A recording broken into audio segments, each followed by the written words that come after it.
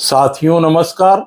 मानवाधिकार संभवतः अंतर्राष्ट्रीय राजनीतिक शब्दावली में सबसे अधिक दुरुपयोग किया जाने वाला वाक्यांश है।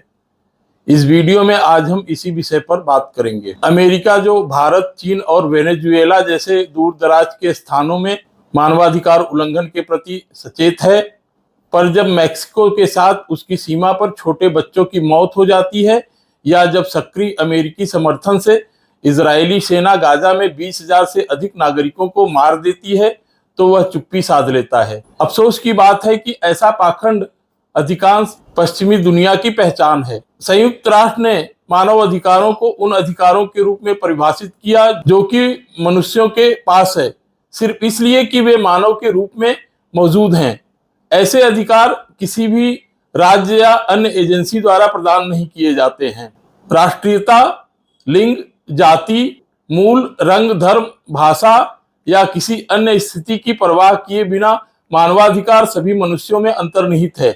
इसमें सबसे बुनियादी जीवन का अधिकार से लेकर वे अधिकार शामिल हैं जो जीवन को जीने लायक बनाते हैं, जैसे भोजन, शिक्षा, काम, स्वास्थ्य और स्वतंत्रता का अधिकार। 1948 में संयुक्त राष्ट्र महासभा द्वारा मानव अधिकारों की सार्वभौम घोषणा यूडीएचआर को अपनाने से मानव अधिकारों की सुरक्षा एक सार्वभौमिक दायित्व बन गया है।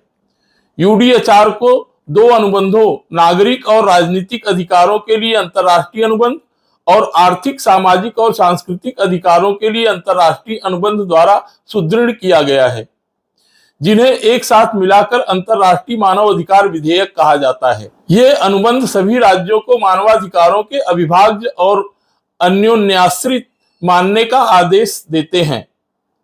अंतर्राष्ट्रीय कानून के तहत ये सम्मेलन सभी राज्यों पर मानवाधिकारों का सम्मान, सुरक्षा और उन्हें पूरा करने का दायित्व डालते हैं।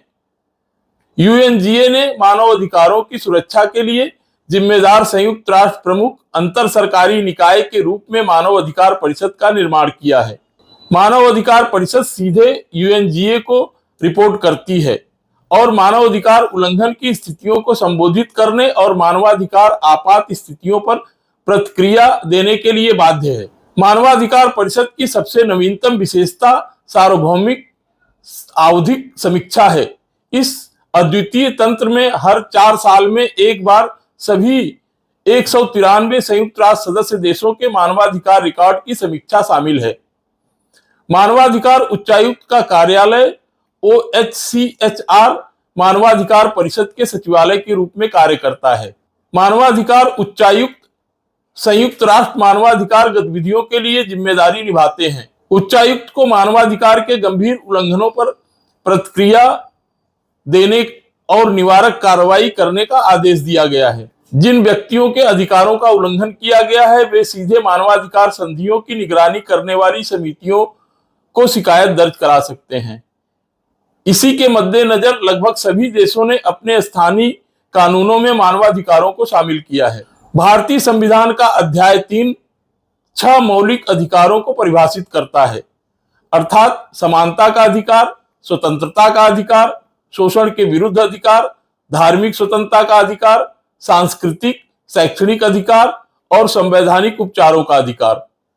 किसी मौलिक अधिकार को छीनने या कम करने के लिए कोई कानून नहीं बनाया जा सकता है और सभी कानून उस हद तक शून्य हैं जिस हद तक वे मौलिक अधिकार का उल्लंघन करते हैं। न्यायालयों के अलावा हमारे पास राष्ट्रीय मानवाधिकार आयोग NHRC भी है, जो मानवाधिकार संरक्षण अधिनियम 1993 के तहत स्थापित किया गया है। आयोग मानवाधिकारों के उल्लंघन या किसी लोक सेवक द्वारा ऐसे उल्लंघन की रोकथाम में लापरवाही की शिकायतों की जांच करता है। NHRC का एक अध्यक्ष होता है जो आमतौर पर भारत का पूर्व मुख्य न्यायाधीश होता है। संयुक्त राष्ट्र के पेरिस सिद्धांत, जिसका NHRC को पालन करना आवश्यक है, वे हैं जनादेश और क्षमता, सरकार से स्वायत्तता, एक कानून या संविधान द्वारा गारंटीकृत स्वतंत्रता, बहुलतावाद, पर्याप्त संसाधन और जांच की पर्याप्त शक्तियां। NHRC को प्रतिबिंबित करते हुए सभी राज्यों में राज्य मानवाधिकार आयोग SHRC का गठन किया गया है। हालांकि मौलिक अधिकारों को लागू करने के संबंध में NHRC और SHRC का रिकॉर्ड बहुत अधिक विश्वास पैदा नहीं करता है। एनएचआरसी की वार्षिक रिपोर्ट 2018-19 के बाद सार्वजनिक रूप से उपलब्ध नहीं है। नवीनतम मासिक आंकड़ों को देखने से पता चलता है कि महत्वपूर्ण क्षेत्रों में मामलों का एक बड़ा बैकलॉग है। उदाहरण के लिए नवंबर 2023 के महीने के दौरान पुलिस हिरासत में मौत के 10 मामलों में से केवल 2 मामलों की जांच पूरी की गई। 285 मामलों का बैकलॉग छोड़ दिया गया। इसी तरह पुलिस मुठभेड़ों में 12 मौतें हुई, जिनमें से 1 की जांच की गई। लगभग 252 मामले लंबित हैं। एनएचआरसी द्वारा किसी सक्रिय कार्रवाई के बारे में अक्सर नहीं सुना जाता है। इसका एक ज्वलंत उदाहरण मणिपुर में जातीय संघर्ष पर इसकी पूर्ण चुप्पी है। मानवाधिकारों का मुख्य उल्लंघनकर्ता पुलिस है, क्योंकि अपर्याप्त रूप से प्रशिक्षित पुलिसकर्मी को अपराध का पता लगाने का एकमात्र तरीका संदिग्धों या संबंधित व्यक्तियों को पीटकर कबूलनामा दिलवाना है। आमतौर पर ऐसे कबूलनामे अदालत में विफल हो जाते हैं, जबकि पुष्ट साक्ष्यों की कमी के बिना न्यायपालिका के विरुद्ध नरम रवैया अपनाने का आरोप लग रहे हैं। कोई केवल इस बात से सांत्वना पा सकता है कि अधिकांश देशों की पुलिस बलों का ट्रैक रिकॉर्ड एक जैसा दोषपूर्ण है। अमेरिका में पुलिस उसके चंगुल में फंसने वाले निर्दोष अश्वेतों को गोली मारने, पीट पीट कर मार डालने के लिए कुख्यात है। अमेरिकी विदेश विभाग, amnesty international, human rights watch, यूरोपीय संघ और फ्रीडम हाउस सभी ने गैर कानूनी गतिविधियां रोकथाम अधिनियम और सशस्त्र बल विशेष शक्तियां अधिनियम जैसे कठोर कानून के अस्तित्व और नासमझ कार्यान्वयन की ओर इशारा करते हुए भारत के मानवाधिकार प्रदर्शन की लगातार आलोचना करते रहे हैं। अंतर्राष्ट्रीय स्वतंत्रता पर अमेरिकी आयोग ने आरोप लगाया है कि भारत सरकार ने हिंदू राष्ट्रवादी नीतियों को बढ़ावा दिया है, जिसके परिणाम स्वरूप धार्मिक स्वतंत्रता के विरुद्ध व्यवस्थित अभियान चल रहा है और गंभीर उल्लंघन भी हुआ है। यूएस में अमेरिकी सीनेटर्स ने अमेरिकी विदेश विभाग से भारत को विशेष चिंता का देश के रूप में नामित करने के लिए कहा है। हालांकि भारत सरकार ने ऐसे सभी आरोपों से इनकार किया है।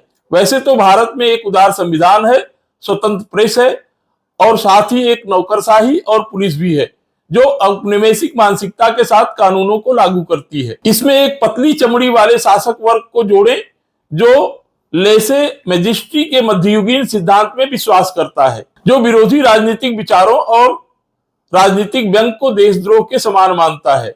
और आपके पास एक ऐसी स्थिति है जहां असहमति को अपराध घोषित कर दिया जाता है।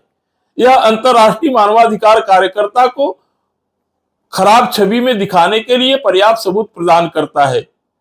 यह हमारी प्रवर्तन एजेंसियों के निराशाजनक रिकॉर्ड को मिटाने के लिए नहीं है, जो मानते हैं कि अपराधियों को मारने या अपंग करने से अपराध खत्म हो जाएगा। संसद में एक सवाल का जवाब देते हुए गृह राज्य मंत्री ने कहा कि 1 जनवरी 2017 से 31 जनवरी 2022 के बीच 655 मुठभेड़ हत्याएं हुई। सबसे खराब रिकॉर्ड वाले राज्य छत्तीसगढ़ में 191 हत्याएं, उत्तर प्रदेश में 117 हत्याएं, असम में 50, झारखंड में 49, ओडिशा में 36, जम्मू कश्मीर में 35 और महाराष्ट्र में 26 हत्याएं हुई। सबसे कुख्यात मामलों में 2020 में अलग अलग मुठभेड़ों में गैंगस्टर विकास दुबे और उसके 5 साथियों की मौत शामिल है। बड़ी संख्या में पुलिसकर्मियों की मौजूदगी में अतीक अहमद और उसके भाई अशरफ को गोली मारने की घटना भी विवादों में है। कुछ दिन पहले अतीक का बेटा असद मुठभेड़ में मारा गया था। अतीक और अशरफ की हत्या के बाद यूपी के मुख्यमंत्री ने घोषणा की कि आज कोई भी माफिया यूपी में आतंक नहीं फैलाएगा और जो लोग खतरा थे वे अब खुद खतरे में हैं। हाल ही में जम्मू कश्मीर में घात लगाकर किए गए हमले के बाद, जिसमें 4 जवान मारे गए, 15 ग्रामीणों को गिरफ्तार किया गया, 3 को यातना देकर मार डाला गया और बाकी को गंभीर चोटों के कारण अस्पताल में भर्ती करना पड़ा। राज्य की गलती को स्वीकार करते हुए जम्मू कश्मीर सरकार ने मौद्रिक मुआवजे का आदेश दिया और एक रिश्तेदार को नौकरी देने का वादा किया, लेकिन अपराधियों के खिलाफ कार्रवाई के बारे में कोई शब्द नहीं कहा। कानून के शासन का पालन करने वाला देश होने के हमारे दावे के लिए ऐसी दंडमुक्ति घातक है। हमारी प्रवर्तन एजेंसियों के खराब मानवाधिकार रिकॉर्ड के कई कारण है। पहला, एनएन वोहरा समिति की रिपोर्ट 1993 में सामने आया राजनेता अपराधी गठजोड़। दूसरा, अंतहीन लंबे समय तक चलने वाले मुकदमे जिन्होंने आपराधिक न्याय प्रणाली में जनता के विश्वास को कम कर दिया है, जो तात्कालिक प्रतिशोध न्याय को जनता के लिए स्वीकार्य बनाता है। और तीसरा, आधुनिक जांच तरीकों की जानकारी का अभाव पुलिस को मानवाधिकारों का उल्लंघन करने पर मजबूर करती है। जाहिर है कि हमारे मानवाधिकार रिकॉर्ड को बेहतर बनाने के लिए प्रणालीगत सुधारों की आवश्यकता है, जो अल्पावधि में संभव नहीं हो सकता है। लब्बो-लुआब यह है कि हम अपने जोखिम पर मानवाधिकारों के उल्लंघन को नजरअंदाज कर सकते हैं, जैसा कि थिएटर व्यवसायी, नाटककार और कवि बर्टोल्ट ब्रेख्त ने कहा था। सबसे पहले वे जिप्सियों को लेने आए और मैं खुश था क्योंकि उन्होंने चोरी की। तब वे यहूदियों को पकड़ने आए और मैंने कुछ न कहा क्योंकि वे मुझे अप्रिय थे। फिर वे समलैंगिकों को लेने आए और मुझे राहत मिली क्योंकि वे मुझे परेशान कर रहे थे। फिर वे कम्युनिस्टों को लेने आए और मैंने कुछ नहीं कहा क्योंकि मैं कम्युनिस्ट नहीं था। एक दिन वे मुझे लेने आए और तब विरोध करने के लिए कोई बचा ही नहीं था। धन्यवाद।